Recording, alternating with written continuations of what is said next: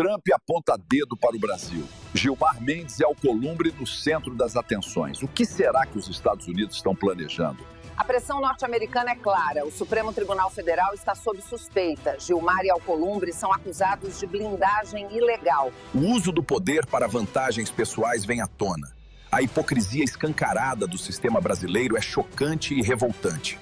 Com sanções iminentes, a posição dos Estados Unidos é um divisor de águas. O Senado brasileiro não pode mais ignorar a gravidade do momento. Acompanhe os desdobramentos dessa crise e veja como isso pode mudar o futuro do Brasil. No final dessa matéria, você vai saber de cada detalhe. Pois é, e tem uma informação complementar que diz respeito a ministro em especial da Suprema Corte. O deputado federal licenciado Eduardo Bolsonaro disse no dia de hoje, em uma entrevista ao Financial Times, que os Estados Unidos devem sim intensificar a pressão contra o Supremo e também outras autoridades, inclusive com a imposição de novas sanções. Entre essas possíveis retaliações, ele cita a chance de ações contra a esposa de Alexandre de Moraes, Viviane Barsi, apontada como braço financeiro do magistrado, além de medidas contra outras pessoas. Em bastidor publicado pelo jornal O Globo, aliados de Eduardo Bolsonaro analisam que o decano Gilmar Mendes e o presidente do Senado, Davi Alcolumbre, deverão ser os principais alvos dessas sanções americanas. O deputado terá na próxima quarta-feira várias reuniões em Washington e ambos farão parte dos assuntos abordados com o ministro, sendo acusado de ajudar na blindagem de Moraes e Alcolumbre em travar a abertura do processo de impeachment contra o magistrado. Começar essa com o Cristiano Beraldo. Sinalizações, Beraldo, de que as autoridades norte-americanas poderiam tomar medidas contra a esposa de Alexandre de Moraes, também ministro Gilmar Mendes, por supostamente blindar, proteger Alexandre de Moraes, e o presidente do Congresso e do Senado, Davi Alcolumbre, que todos nós sabemos, trouxemos a notícia na semana passada, ele brecou o avanço daquele pedido de impeachment contra o ministro do Supremo, Beraldo. E Neto, eu acho que tem alguns aspectos importantes a gente observar, porque toda essa movimentação que existe do poder, né, do uso do poder conferido pela Constituição para extrapolar os seus limites e tomar decisões cujo interesse é pessoal, é de grupo, não tem nada a ver com aquilo que está estabelecido na lei.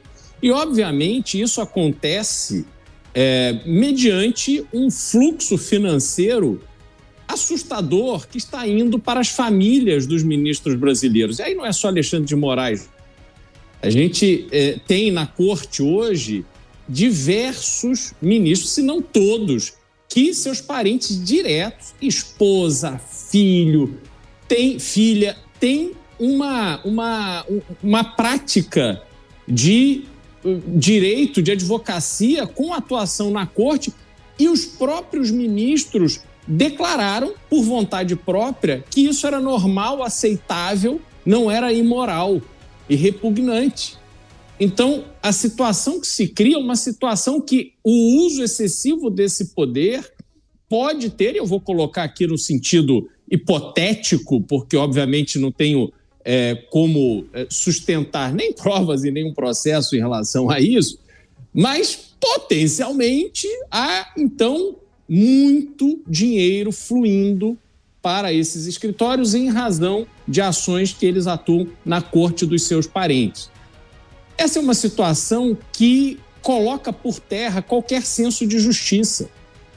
Quando os Estados Unidos olham o que está acontecendo no Brasil, ele obviamente está vendo que a Corte Constitucional, a Corte Suprema do país, se perdeu por completo e que a população comum ela não tem mais acesso à justiça. Porque se a sua causa não for grande o suficiente, se você não for rico o suficiente para pagar honorários multimilionários, você estará numa situação de desvantagem em relação a outro que tenha. Então, não podemos mais considerar que no Brasil existe justiça plena, cega para todos os brasileiros, não há. E aí, diante disso, há também a forma, como é que chegamos até aqui? Não é que os Estados Unidos lida com as coisas na base do ouvir dizer, não. Eles estão investigando e acompanhando todos os passos e já entenderam a cadeia de comando que existe e como essas decisões são protegidas por aqueles que deveriam estar fiscalizando e tomando medidas para que o Supremo Tribunal Federal se mantivesse restrito à sua atuação constitucional, que é o Senado. Senado omisso, Senado que não age da forma prevista na Constituição, está negligenciando a sua função de fiscalizar o Supremo Tribunal Federal e seus ministros, está prevaricando. É preciso que haja uma conscientização dos senadores que eles não podem ficar atuando no comodismo dos seus mandatos de 8 anos, com mais de R$500 bilhão em emendas parlamentares que eles distribuem ao bel prazer durante o seu mandato, muitos deles ficando milionários, riquíssimos, sairão da função de senador, que deveria ser uma função nobre para encher qualquer um de orgulho, mas que foi transformada por muitos numa forma de enriquecimento ilícito. Então, essa realidade do Brasil precisa cessar, precisa parar, porque senão não haverá o resgate da atuação estritamente institucional de cada um dos poderes da República.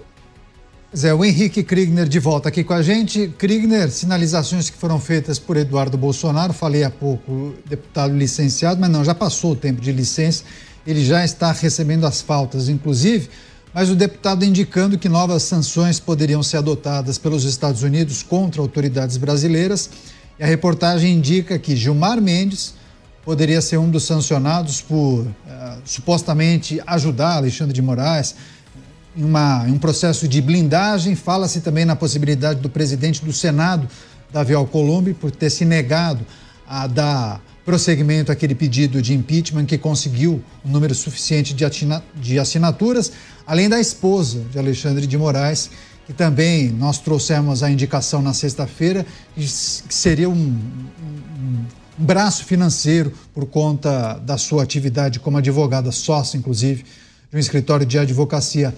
Parece fazer sentido essas informações que foram divulgadas, Kriegner? Sim, parece bastante, porque justamente o objetivo da sanção é que o sancionado seja impedido, né, de ter acesso aí ao sistema financeiro e a também outras maneiras, outras ferramentas. E através da sua esposa e sócios da sua esposa que também estão sendo investigados nesse momento, pode ser que haja alguma mudança vindo por aí, Caniato. Agora, uma questão interessante aí da gente considerar é justamente sobre a figura do ministro Gilmar Mendes, que é uma figura notória e muitos conhecem, que é quem dá as cartas ali dentro do Supremo Tribunal Federal. Há muitos anos que o ministro Gilmar Mendes, isso não sou eu que estou dizendo, você pode resgatar matérias da revista Cruzoé, tem matérias de outros que foram feitos, inclusive um relatório feito pelo o partido Chega de Portugal, que apontando o ministro Gilmar Mendes como uma das principais vozes no judiciário, a principal, voz no judiciário, na Suprema Corte e também no judiciário brasileiro, mas também alguém responsável por inúmeras negociações que foram feitas entre Brasil e Portugal. É muito interessante de analisar essas mesmas informações, porque esse relatório, inclusive, critica o ministro Gilmar Mendes, até em relação às suas propriedades no país português. Ou seja, não é uma questão que se limita à jurisdição brasileira. Existem outros países, além dos Estados Unidos, também analisando aí quais são as relações comerciais, quais são as relações políticas dos ministros da Suprema Corte, em especial o ministro Mendes, e se são lícitas, se são todas lícitas e se são todas que podem aí, devem continuar. Então, essa lei Magnitsky, ela vem realmente para incomodar e ser uma pedra no sapato de determinados ministros, em especial o ministro Gilmar Mendes. Pois é, inclusive ele que é o decano da corte, né, Dávila? Agora, é preciso olhar para essas sinalizações e a gente vai naturalmente acompanhar nessa semana se de fato as sanções serão impostas a essas figuras. Pelo menos há uma indicação de que isso poderia acontecer, mas qual é o exercício que nós devemos fazer aqui a partir da imposição dessas novas sanções? Quais podem ser as consequências? Porque a partir de uma imposição, determinado governo espera que o resultado seja imediato. Então, essas figuras tomariam uma medida, que iriam justamente no sentido de atender ao anseio daquela outra nação? É simplesmente um alerta? O que é preciso trazer aqui sobre resultados práticos, Dávila?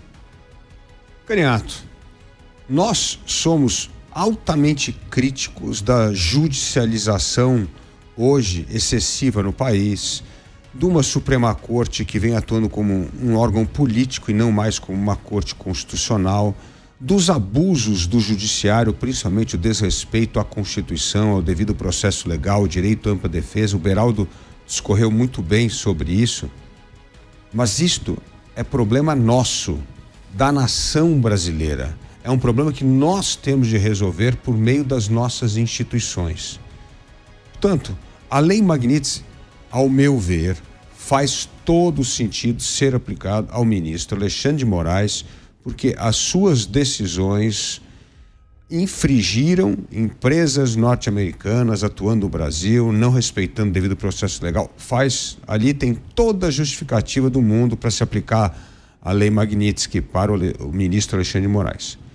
Começar a estender a Lei Magnitsky, porque por causa das disfunções do poder judiciário, me parece um erro. Me parece ir muito além do que deveria ser a Lei Magnitsky. A Lei Magnitsky era para pegar corrupto, para pegar o governo autoritário, para impedir movimentação financeira de pessoas assim.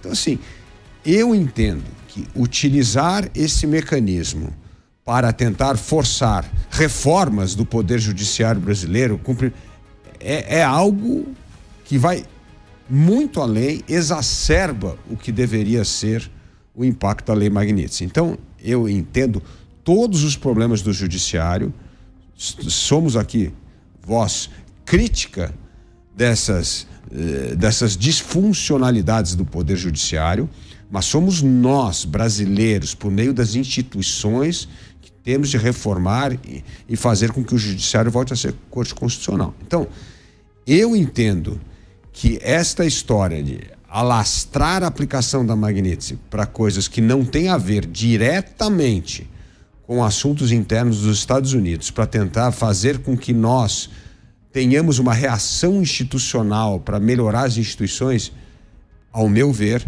me parece um abuso do poder desta lei. Porque muitos também classificam e entendem que isso pode dar mais munição para a narrativa do governo. Pode até fortalecer grupos de centro-esquerda e de esquerda, Beraldo. Quais podem ser as consequências de uma escalada também nesse sentido? A adoção desenfreada da Magnitsky para assuntos que vão além do desrespeito à legislação norte-americana.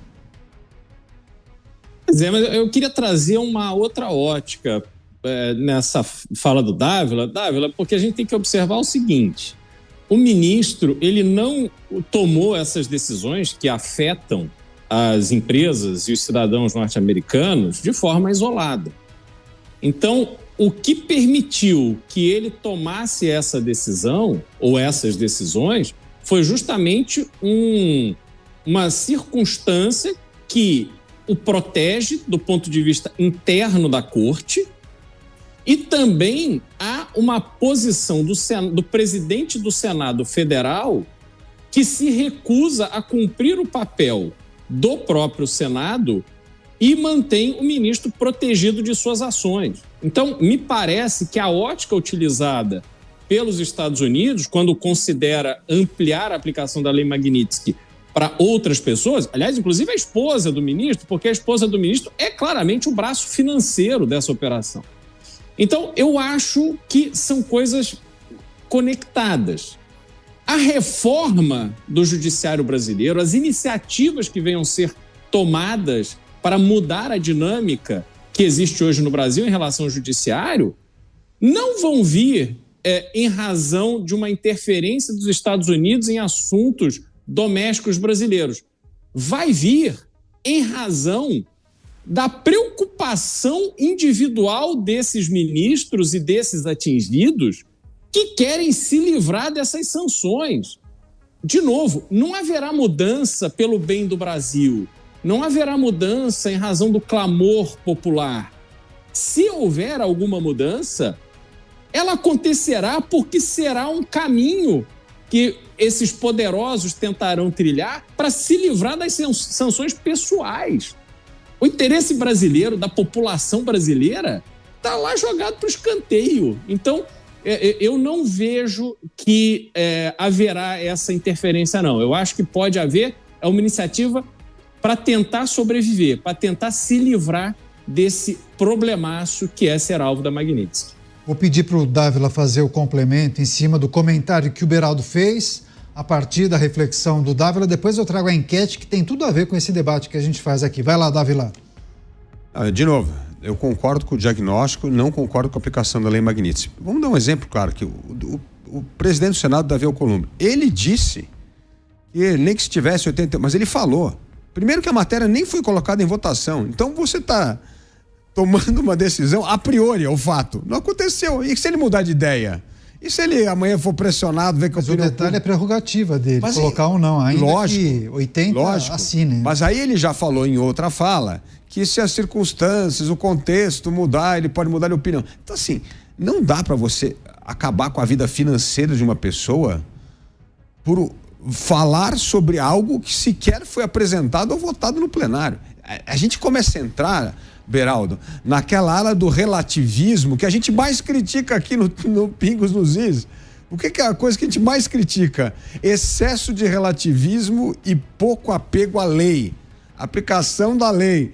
Então, de novo, a gente não pode, nessa hora, apelar para o relativismo. Não, mas que vai ver que ele disse que iria votar. Não, primeiramente, precisa conseguir as assinaturas, precisa apresentar o negócio. E aí, se ele não colocar em votação, aí é uma outra história. Mas assim, não dá para começar a disparar a metralhadora a favor desse relativismo que nós aqui somos os mais críticos. É isso que é o problema constitucional inteiro do Brasil, é o relativismo na interpretação do direito da Constituição. É exatamente o que a gente está falando aqui. Então, não acho que a gente pode aplicar esta medicina em algo que está no campo do relativismo e não dos reais fatos. Se inscreva agora no canal, deixe o seu like e ative as notificações para não perder nada. E se torne membro para nos ajudar a continuar trazendo essas notícias que incomodam tanta gente. E me diga, você acha que essa ameaça de Trump pode realmente mudar o jogo contra o STF?